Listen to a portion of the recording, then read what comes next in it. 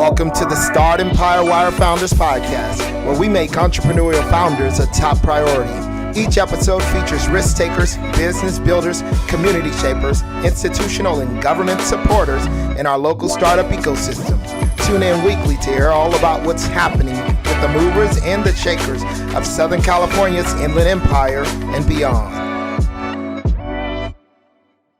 All right, ladies and gentlemen, welcome to another episode of the Founders Podcast. Today, I am with Connie Stopher, and Connie has just come into the area recently, but she is going to be helping to focus on the Southwest region of Riverside County. I believe more in the tech region, but we'll get into that. So I'll let Connie introduce herself, introduce her organization, and we'll get going. Thank you so much for having me on the show. Like you said, my name is Connie Stopher. I'm the Executive Director of the Economic Development Coalition of Southern California, or the EDC. We represent the Southwest Riverside County region, so the cities and the unincorporated areas of that region. We work to recruit business to the region and assist existing businesses in their growth and help startups land and be successful here. I just moved to the region a little over 6 months ago from Idaho, where I was doing a similar job and ran an economic development agency there that covered 8 counties, so a really large geographic region. And before that, I was on the Oregon coast, where I ran another economic development agency there that covered half of the Oregon's coastline, the southern coast. But I'm excited to be here in Southern California and working with the businesses and industries here, and excited to help grow the region. Connie, we are glad to have you here in the region. Tell us a little bit more about your previous experience and more of the details of what you did. Like, what type of companies did you work with? What type of companies are you looking to work with here in the Southwest Riverside County area? Right, thanks for that question. So I've worked with a whole host of different companies, from large multinational companies to small mom and pop startups, from farmers and agricultural companies and things like that, to tech companies, ag tech companies, the whole gamut. And really my approach differs depending on the region that I'm working on. So when I was on the Oregon coast, that was a region that was really beautiful and had a lot of opportunity, but it doesn't have the same opportunity that other regions would have. They're 2 hours from the interstate. A lot of the region doesn't have natural gas. A lot of the region doesn't have rail. So that dictates the type of industry that we can recruit and grow in that region. And so we worked a lot with the existing cranberry farmers, existing fishing organizations to build new fish processing facilities, help small businesses in some of the downtowns that had lots of vacancies, work on cleaning up brownfield sites. So those are sites that may have contamination, so that sites can be redeveloped. And that was a lot of the work that we did there to help business grow and thrive. And we were really successful. When I moved there in 2014, it was the unemployment rate was a little over 10%, which was really, really high for that time, but it had been that high for a really long time. They had been in a recession economy since the 80s. And so really struggling. And then when I left 3 years later, the unemployment rate was 5.5%. And that's considered about full employment. So we did a really great job of helping grow jobs organically, locally, and not relying solely on recruitment. When I moved to Idaho, that was, again, a completely different environment and economy than the Oregon coast, or here in Southern California for that matter. We did have rail, we did have interstate access. We had easy to build on flat land, and it was easy to get things processed and through. And so we had a different selling features and pitch to businesses to move there. And we also had large companies that we had recruited to that region, like Chobani and Cliff Bar. And so we had some name recognition in the food processing realm. And we had a lot of the resources that food processors need, like 400,000 dairy cows and lots of ag that was grown in that area. That's the trout capital of the world. A lot of people only think of potatoes, but we were number 1, 2, and 3 in a lot of different ag areas. So a lot of opportunity in food processing jobs there. And we were really successful in that. Just before I left, we had recruited an ag tech company called Hempitecture. They made insulation out of hemp, which is really exciting. And we worked with them and our Idaho state legislature to make industrial hemp legal in the state. Up to that point, it hadn't been. We were the last state to legalize it. That was our job, to help get that process through so that we could recruit that company who wanted to be in Idaho. And so that was one of the things that we did to help that business be able to grow. And they're installing their manufacturing equipment right now. I've been watching it on Instagram. They've been sharing all that. So it's so exciting to see that company come to fruition in Idaho. We also recruited a cosmetics manufacturer to a teeny tiny town called Hanson, Idaho. If you look it up, there's only a couple thousand people who live in Hanson. Yes. So we recruited 50 high-paying, highly skilled jobs to Hanson in a cosmetics manufacturing facility. And people didn't think that Hanson, even the mayor of Hanson was like, why are they coming here? Like they were very shocked that a company was interested in them. But that's part of my job, is to be able to find the right fits for companies and communities to help grow business in their areas. Now that I'm here, it's a completely different environment with different industries and opportunities. We have an existing high-tech industry sector here in pharmaceuticals, life sciences, aerospace, and we have the talent to support that.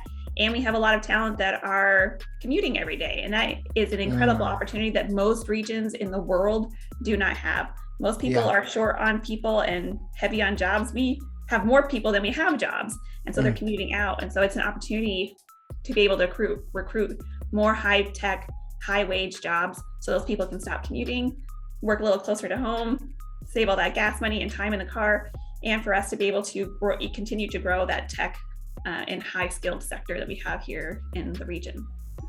So you said that we have more people than we have jobs in this region. And because of where you're at and what position you're at, I'm just wondering, have you seen official data to support that? There is official data. So we currently have 122,000 people in the region who commute out every day. That's how many people are leaving for other jobs. So there are jobs. Do you know if those are tech specific jobs, or what other type of jobs are they?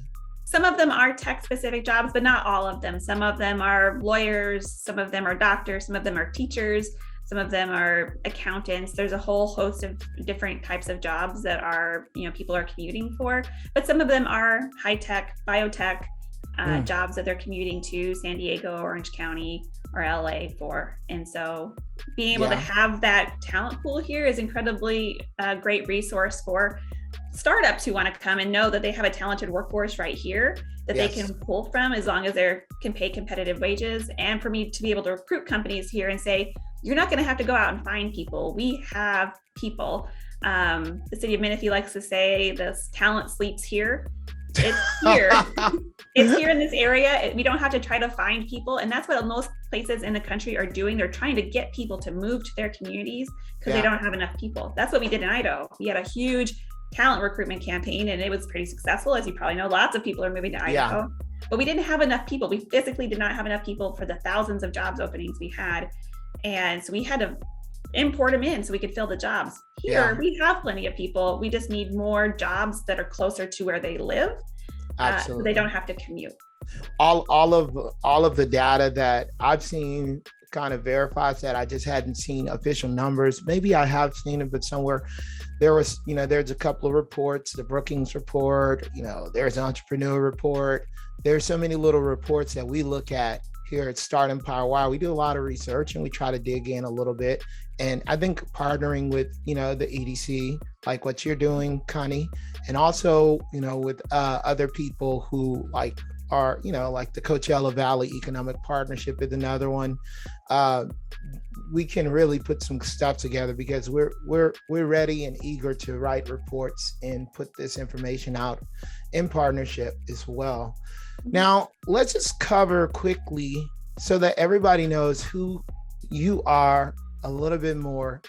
Where did you grow up? What got you into this business, where you're at? Yeah, so my whole life story is kind of a wandering trail, but my family moved around a lot before I started school. So I lived in 7 states before I started kindergarten. And then when I started kindergarten, we spent most of my childhood in Southern Illinois in a small farming town, 3,500 people outside of St. Louis. And I lived there until high school, and we moved to Idaho, and that's where I graduated high school and college.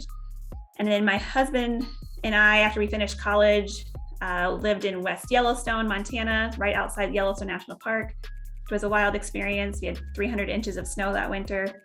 And we moved to Salt Lake City for a brief while. And then we lived in New Zealand for a year, did the whole living in a van and backpacking around experience. We did that. We came back to Idaho. And that's when I got back into economic development. A friend introduced it to me. He was moving to Seattle, and he was like, hey, I think you're going to really like this job. And so that's how I originally got into economic development. And which city did you say? Which city? That was in Pocatello, Idaho. So that's in eastern Idaho. And so that organization covered just as county, Bannock County. And so that's where I got started in economic development. I finished my master's degree because I wanted to be able to grow into economic development. So I have a master's in public administration with a focus in state and local government. I worked there for a number of years, and then I went to Oregon and ran the South Coast Development Council. And that was based in Coos Bay, Oregon, which is the largest city on the Oregon coast. And we covered half of the Oregon coast. So from Florence, which is about halfway, all the way to the California border. And that was a really wonderful experience. The people there are amazing.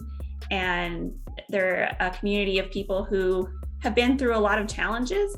It's a challenging place to live sometimes. You know, there's wicked storms, hurricane force winds in the wintertime, and you know, just the lifestyle of deep sea fishermen, and all of that is really challenging. But the people there are wonderful. And if you need something, people band together. If there's a task, that's great. There's always task force and groups and people, and it's always community coming together. It was a really wonderful place to practice economic development.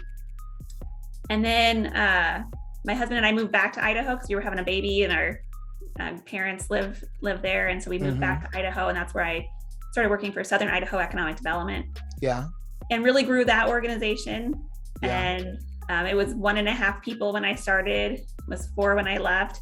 Nice. We increased our territory that we covered, you know, grew it, added new counties, added new resources, recruited companies, really grew that organization and the services we were able to offer. And then someone called me and said, hey, there's a job in Southern California. And I was like, I don't think I can afford to live in Southern California. That's why I live in Idaho. And he was like, you know, just look at it, just check it out. And I was like, I'm not one to close open doors. And so I'll check it out, but I'm not promising anything. And plus my husband was like, a Californian. Yeah, I was like, I don't think I can afford to be a Californian. And my husband wasn't sure he was going to like all the traffic.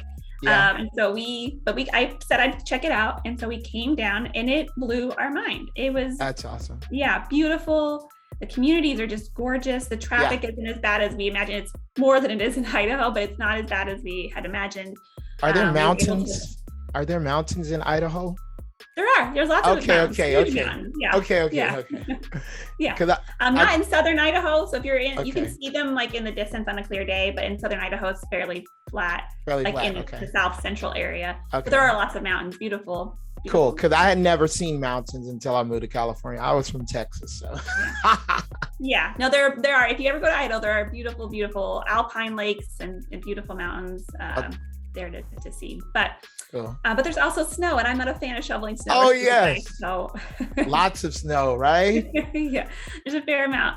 And we've been really enjoying it here. And so we took the leap. We moved down here. We were able to buy a house, very cool. Which is great. The school system here is phenomenal. Yeah. And it's there's a lot of wonderful things about Idaho, but the school systems are not one of them. They're ranked 50th in the nation. And so for a parent who has a son that's getting ready to start kindergarten, and looking at the school systems between here and there, I was like, it was like a no-brainer for us to be able to give him that better opportunity in schools, right, and all that. So we're really thrilled to be here.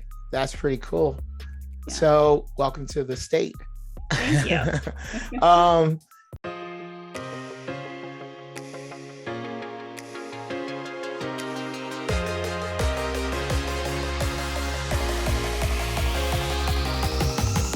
The Inland Empire startup ecosystem industry is tremendously fragmented. A few top-tier hubs, San Francisco, Los Angeles, and San Diego, are well covered by media, events, and data platforms. Finding reliable information relevant to startups or the tech industry in the Inland Empire is extremely difficult. As a result, startups can't scale fast enough. Investors are having a hard time finding the right deals, and corporates can't find the right companies to partner with for their innovation activities. Startempire Wire, the leading Inland Empire startup publication, is providing the Inland Empire startup ecosystem with the most accurate, engaging business and financial data, events, and news. Our reach of entrepreneurs, C-level executives, angels, VC investors, startup employees, key management at innovative corporates, and big tech is the solution for your B2B or B2C needs. As we build out our platform, we're looking for partners. This is your opportunity to get in on the ground level. If you're looking to align yourself with the local and growing startup and tech ecosystem of the Inland Empire, we have created the platform to get your name noticed and the opportunity for you to grow the recognition of your brand. Contact us today for availability and pricing options. We look forward to our partnership with you.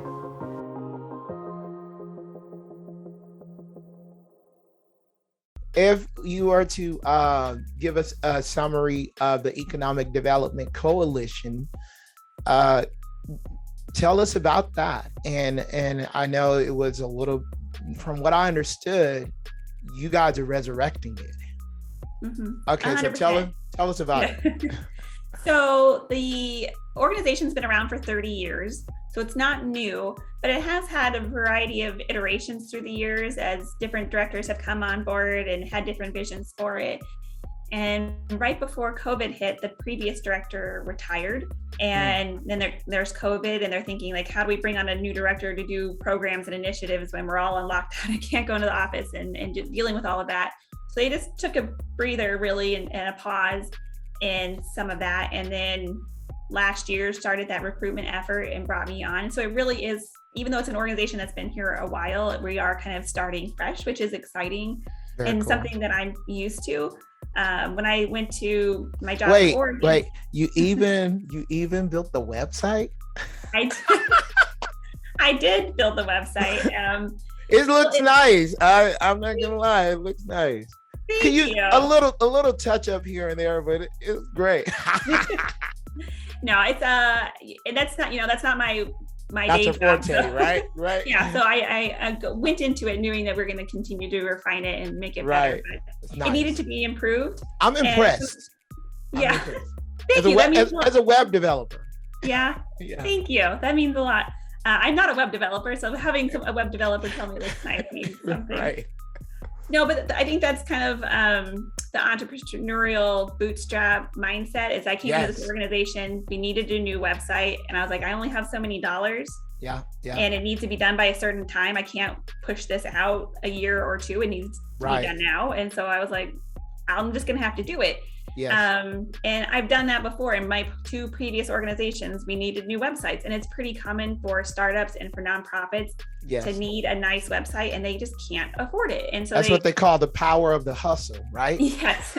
And so, and I think when I went to Idaho, we were looking at doing the website, and they had, before I got there, had already gotten a quote of $30,000 to build it, which is probably in the ballpark of what people pay for a well-rounded website, but we did not have it. When I was looking at the budget, we were going to be $50,000 in the red at the end of the year, and I was like, why are we spending? We can't spend that much on it. So I just told them I'm going to do it.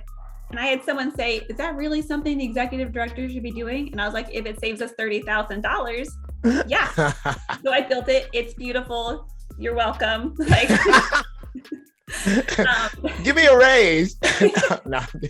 But it was one of those things where, like, you just have to kind of, when you're, and I'm sure most founders and startups do this, you can't be, just because you're the CEO, can't be like, can't be above cleaning the offices or stuffing envelopes or doing the grunt work. Or even cleaning the toilets, right? Yeah, you got to do what you got to do to get it done. And sometimes that means doing the unglamorous thing. And building websites not unglamorous, but some people felt like it wasn't what I should be doing. But I did it, and I'm glad. Did you surprise them all, or what? Yeah, they were like, oh. They probably thought I was going to be like a black screen with green letters and Comic Sans or something. Yeah. But I've been really blessed here at the EDC that people have been so welcoming and so open to new ideas and new approaches to things. And that's really, I think, the sign of a really strong organization is that even though we've had to take this pause, people are so excited about the possibilities. Yes. And that's been really rewarding and fulfilling for me to be in this role, to know that I can take some risks and try new things for the betterment of the organization, and know that people are excited about just that possibility. And we've had really great responses from our website, which has been really pleasing. You're always nervous when you roll something new out like that. We have a lot of other new initiatives that the organization's never done before that people have really gotten behind and gotten excited about. And so we'll talk about some of those too. Sure. Yeah. So we're doing a FAM tour. FAM's short for familiarization tour. So we bring in site selectors. Site selectors are hired by companies to find them locations. So it's not necessarily huge companies, but oftentimes bigger companies will hire site selectors to say, hey, we need to expand. We think we need to be out on the West Coast, narrow it down for us. These are our parameters. And so site selectors will go out and find those locations for them and help site locate them. So we bring site selectors. I've done this in my previous roles. We'll bring site selectors to our community, show them our properties, have them meet our local elected officials, tell them why it's easier to do business here than LA or wherever, and get them familiar with us and build those relationships. So when they have a project, they know that they can call me and say, hey, Connie, I've got this company. They're a manufacturer. They need 100,000 square feet. This is what I need. Can you deliver on that? And then build those relationships. If they don't know you from anybody, it's really hard to kind of rise to the top in their searches, particularly because there's a lot of different factors that go into that site selection process. And so having that relationship is really helpful. So we're doing a FAM tour. One hasn't been done in this region as far as I'm aware ever. And so we're super excited about that. It's going to be this fall. So we bring them out, we wine and dine them, we show them our sites, show them all of our details, so that they leave with a really positive impression of the area, both on how to do business here, and that people who move here for those jobs, for those relocations or those expansions, are going to really love living here. That's cool. Yeah, so that's going to be really exciting. That's exciting. So you're looking to help bring more tech to the Southwest region as well too. So tell us a little bit about that, and the meeting that I was a part of, which was probably your was it the second or the third meeting? It's the second one. Second one. Okay. So give us a quick little preview of that. What's going on there? Right. So thanks for that. So part of our focus is, when in economic development, you typically want to focus on key industries instead of just like doing anybody can come sort of approach. Yes. Anybody can, but you want to be really strategic about your recruitment efforts. So we're focusing on tech just in general, life sciences, aerospace, advanced manufacturing. So to really focus on that tech space, we've launched something called Tech Southwest. Oh, it sounds cool. Thanks. It is cool. So it's brand new. We've only had 2 meetings, and that it's really designed for companies and tech professionals to come together and tell me, the EDC, what they need to help grow their organization, the industry, things that are going to help their profession and really create a vibrant ecosystem for tech companies in the region. And so we want to be companies. So a lot of economic development is focused on recruitment. That's like the big sexy thing in economic development, is landing a big recruitment. Yes. But I have a strong belief in the power of growing local and expanding local jobs. 80% of job growth comes from existing companies. Yeah. And so you might have a small tech company that has 1 or 2 people, but if they could add 1 or 2 more people, this year, and 1 or 2 people next year, that's really critical for our ecosystem to be diverse, both from industry perspective, company size perspective. It's really strong. And so that's what we want to do, is create that opportunity. And for companies to say, hey, EDC, we really need you to be our advocates on this legislative issue, or we need you to help us create better talent pipelines, or we need you to do a better job of communicating why people should live here and move here for tech jobs, or look local for tech jobs, or whatever it might be. so that we can kind of create a direction for how we can grow tech in the region. So it's really industry driven by giving the EDC direction on what they want. So we want to be the kind of the conduit for them to be able to affect change in areas that will help grow their industry. Well, we talked about the Boulder thesis when we were there at the meeting, and talking about vibrant tech communities and what Brad Feld talked about with within the book Startup Communities. We talked a little bit about that and how the government is they're part of the ecosystem, kind of like the Scrum Master. I just think of Scrum. You heard of the process Scrum process? I feel like I've heard it, but I couldn't tell you what it is. Can you remind me? So in product development, when you're using a process called Scrum, the Scrum Master basically gets everything that is needed for the workers. They do a little bit more, but the main thing they need to do for, like, if you got a development team, like I act as a Scrum Master for my development team. We'll get together and we'll say, hey, okay, what do you guys need? Like, is there anything that I can get to you to, remove any hurdles out of the way that's preventing you from accomplishing what you need to accomplish? So in a sense, what you're doing with Economic Development Coalition, or what, a government employee would be able to do, since you guys are definitely not the same, but kind of similar, it seems. You know what I mean? You guys are a nonprofit, but it's that you can help the region by bringing to these tech companies and to these entrepreneurs what they need to accomplish, helping the environment flourish. Is that it? Yeah, so that's exactly what the Tech Council is meant to do. So for the tech professionals to say, these are the hurdles, how can the EDC help us overcome them? But that's really what economic development organizations are meant to do all the time. Yes. So say you're not a tech company, say you're just a you're different startup, manufacturer, you're a startup, I've worked with like mom and pop like dog grooming companies and like restaurant, like your company, you need help with something. That's what you should come to me, and that's what you do. And I always like to tell this story because it kind of illustrates this point for me. But when I was working in Southern Idaho, we had a project that they were considering the area, and they needed to know how many used tires there were within a 100-mile radius. Yeah. Really random. Random. No one keeps that data. That's not like just something I can pull the data up on how many used tires there are with 100. That's not something you can find. But they needed to find out. They needed to know that because it was part of their process or their manufacturing process. Wow. So that was my job, is like I had to go and find how many used tires I can source from. That's amazing. And so I use that story to say, like, if your hurdle seems odd and out of the box and you don't know who to call to help you with that, you call me. I may not know the answer. There's a good chance I'm not going to know, but it is my job to find it out for you. Yeah. So Startempire Wire is not just about tech startups. We're all about all startups, the entire ecosystem. So yeah, that's the reason why I'm glad that, you are able to convey this message here on this podcast today.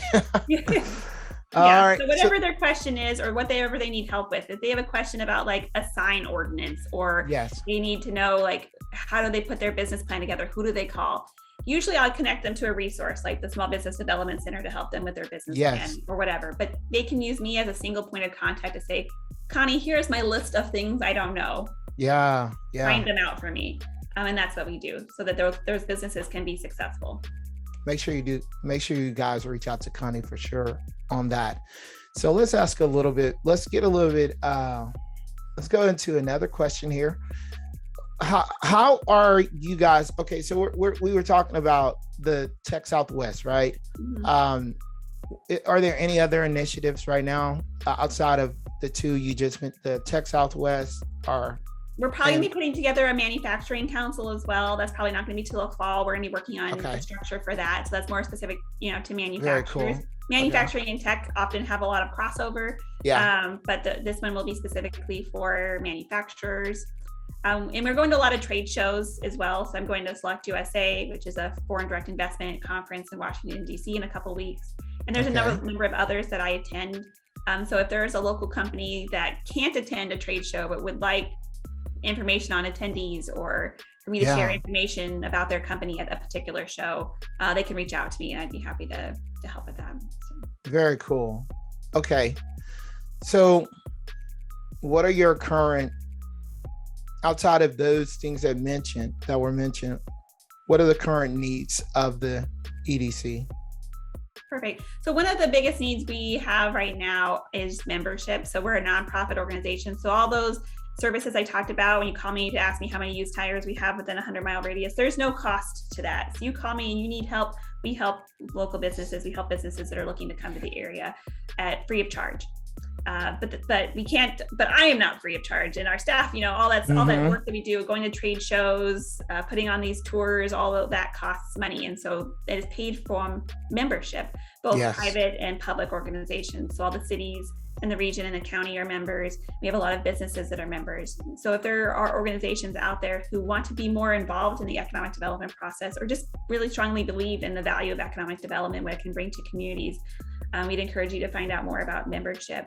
We also need more involvement in Tech Southwest and some of the other initiatives. So what would that look like? What would that involvement look like, do you say? Coming to meetings, giving your input. We're going to be having monthly planning meetings. We're going to do quarterly mixers. So coming to meetings and meeting people and being part of the ecosystem is really valuable and brings a lot. So we'll be, one of our first events is going to be, and this is your idea, so I give you credit, is the free co-working day. So we've already talked with the city of Temecula, and we don't have dates scheduled yet, but we're working on that. So that's going to be coming. So please stay tuned for that. We just want people to be involved, and you don't have to be a member to be involved in that. We certainly encourage it, but again, it's open to anybody who can find value in that. And the free co-working day leads up to something else? Yeah, so there'll be, what is that? I think we're hoping to do 2 free co-working days, and then we'll do a mixer. Again, dates to be determined, might be at MSJC, where we'll have some speakers. Wait, what is MSJC for people who don't know? Oh, Mount San Jacinto Community College. Okay. And then where would those free co-working days be? Or is there a place with all this information that can find it, like a web page or something like that? Yeah, so it's not currently up there yet, but it will be. And our web page is edcswca.com. Okay. So that's Economic Development Coalition, Southwest California, EDC SWCA. You can follow us on social media. That's where we'll post a lot of the flyers and information when that's posted, but we'll also share some things on our website. Okay. There's also other resources on there too. So there's links to incentives that businesses may not know they qualify for. So a lot of businesses don't think, or know about incentives that they may qualify for as they're growing their business. So that all that information is on there as well. You can also find links to find property. So if your business is growing and you need to find a warehouse or a bigger space or office space, you can find all that information on our website too. So with the amount of labor that's involved in what you do, how much help do you have currently? Right. So right now it's me, and I have 2 part-time interns. One intern just started this week. Oh, so, congratulations. That's so that was really exciting. So, and so we're really blessed to have those 2 interns. We'll probably be hiring a full-time staff person, maybe this fall, to be our marketing manager, to do all the, search engine optimization stuff and the back end and the digital marketing for our website and all of that, and social media this fall. Okay. So people can reach out if they're interested in that too, but that's, again, not posted yet. But we're going to grow it. It's just, got to take those baby steps to get there, but we're getting there pretty quick. So. That's very cool. I love it. Well, the last time we talked, I think you had 1 intern or just 1. So since then we had a new one start. And he's already doing a great job. So that's so cool. Okay. So what are some of the short-term goals, if you would say, in the next probably 2 months? 2 months. So that's going to be getting ready to launch the Manufacturing Council. That's going to be Select USA and all the follow-up from Select USA. Fundraising. It's going to be a big push this summer so that we can be ready in the fall to hire our new staff person. Continuing to refine the website and our social media and our marketing strategies. So our newsletters that go out, we send them out to members and community members, as well as site selectors. We have 2 of those that go out. So refining that is going to be a goal this summer too. Very cool. I didn't hear partner with Startempire Wire in there. Well, that just goes unsaid, right? All right. Okay, so tell us your long-term goals. I guess within the how long do you plan on being, or maybe, this is a question, like the question usually is 3 years, 5 years, 10 years. I don't know if that's, but what are your long-term goals? No, so, I hope to be here for a really long time. When my husband and I decided to move down here, we only made the decision to move here because we thought we would live here as long as my son would be in school. We didn't want him to have to move when he was in school. So he started here in kindergarten. We want to stay here till he's graduated. And so I'd love nothing else to be at the EDC for the next, 15 years or, or more. Because we love this area down here. So long-term goals, 15 years is a little hard to visualize, but definitely building out our staff so we can build out our services. So that was a big thing I did at my last organization, was adding staff so we could add more services to our communities, things that they can use help on, and doing more events and doing more cultivating of our ecosystem here. Hopefully, celebrating some groundbreakings and ribbon cuttings of new companies that add to that high wage jobs. And just for clarity, some economic development professionals focus on different types of industries. Some will focus on retail because it's really vital to your tax base and all of that. We focus on family wage jobs. So companies that provide family wage jobs. In my opinion, that if I do a really good job at recruiting those family wage jobs, a lot of those retail service jobs are going to come on their own because we have enough rooftops making enough money. Yeah. So that's what the EDC focuses on primarily, is those high wage, high skilled jobs for people so that they can buy homes and live here and provide for their families. And I know with the housing prices going up, that makes it more challenging. And so it's really important to me that the EDC is focusing on recruiting jobs so people can buy homes and provide for their families. And so that's what we're going to be focused on, is building out services and programs and our marketing efforts so that we can achieve those goals. Very cool. Yeah. So where can people find you at, online, offline? Yeah. Give us all of the deets. So you can find our website on there, and edcswca.com. On there, you'll find a contact page. So you can email me. That goes directly to my email, that contact page. And we have all the links to our social on there. We're on LinkedIn, Instagram, and Facebook.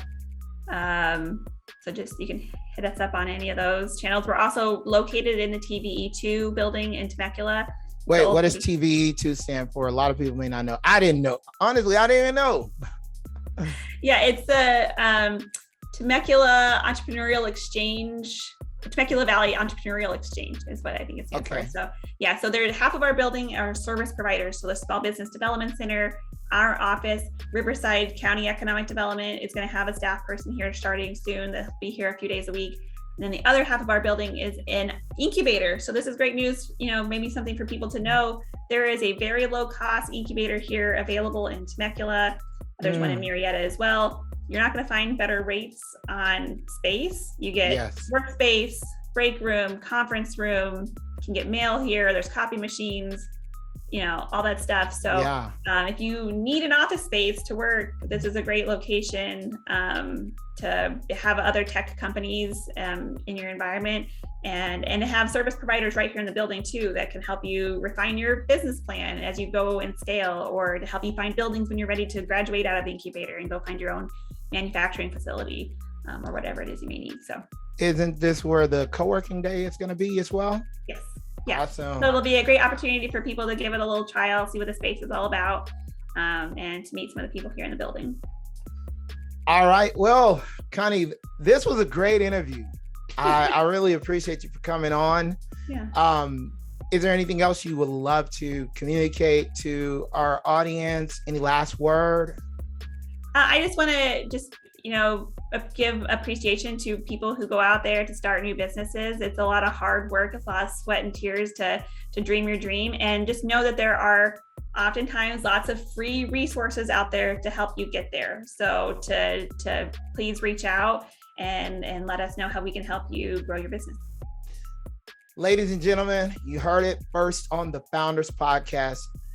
Be sure you click that like button today. If you're not subscribed to our channel, subscribe to our channel. You can find this on YouTube and on all major platforms. We are really grateful. Thank you, Connie, for coming on to the Founders Podcast. And we hope that this interview has reach and that people reach out to you and, you guys start accomplishing some of those goals. Once again, thank you for coming on. And ladies and gentlemen, yes, thank you for tuning in to another episode of the Founders Podcast. See you next time. Peace.